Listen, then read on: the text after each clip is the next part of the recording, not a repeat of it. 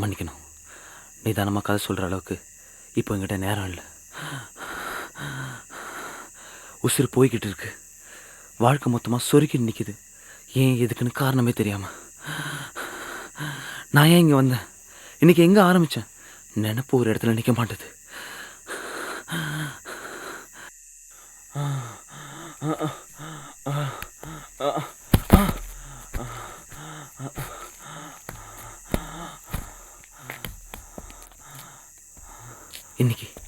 இன்னைக்கு தான் ரம்யா கடைசியா என் லவ்வை ஏற்றுக்கிட்டா. கொஞ்ச நேரத்தில் என் கிளாஸ்மேட் ஸ்ரீராம் ஃபோன் பண்ணி இங்கே ஒரு பிரச்சனை, சீக்கிரம் வாடான்னா அவசர அவசரமாக ஓடி வந்தேன். ஸ்ரீராம் கிட்டத்தட்ட செத்துக்கிட்டு இருக்கான். அவனுக்கு என்னாச்சுன்னு பார்க்கறதுக்குள்ள இன்னொரு சத்தம்.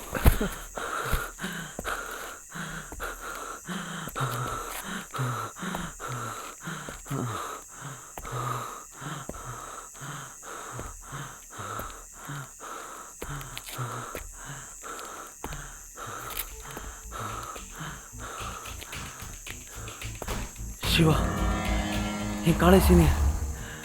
ஒன்றுமே புரியல. இவன் எப்படிங்க?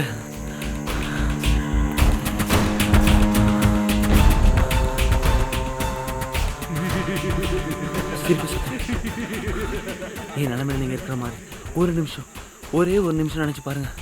உதறலாம் இல்லை. இவன் தான் கொண்டு இருக்கணும். நிச்சயமாக இவன் தான் கொண்டு இருக்கணும். இவன் தமிழ் மாறன், என் இன்னொரு சீனியர்.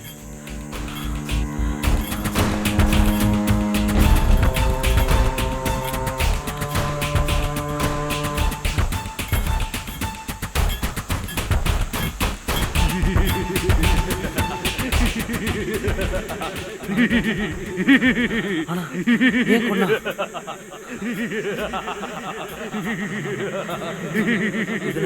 என்ன புரியலையே.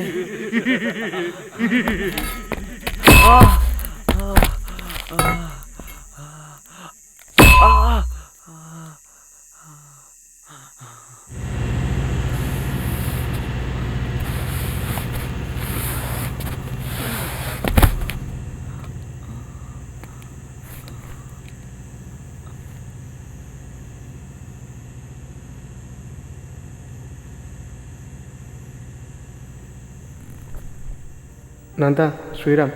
பயோகிராஃபி கொஞ்சம் இல்லை, நிறையவே பேடு தான். ஒரு விஷயம் நல்லா நடந்தால் 10 வருஷம் சப்பையாக போகிற ஒரு மொக்கையான ஹிஸ்ட்ரி. எனக்கு கிடைச்ச ஒரே நல்ல விஷயம் ரம்யா. நான் அவளை லவ் பண்ண ஆரம்பித்த அப்புறம் தான் வாழ்க்கையில் ஒரு பிடிப்பே வந்துச்சு.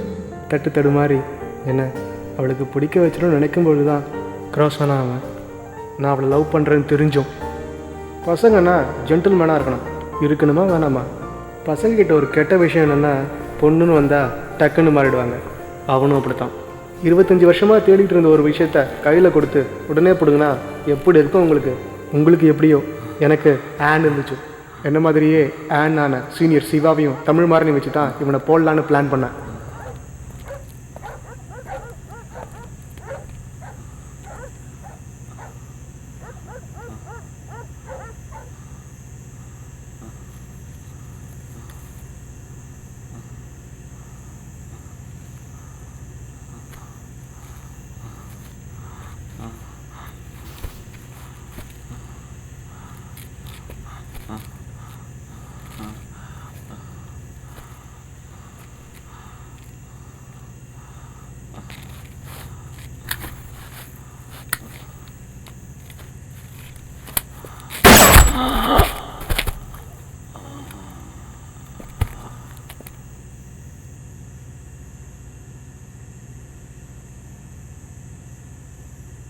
நடுவில் என் உசுறு போகிற நடிப்பை பார்த்துருப்பீங்க.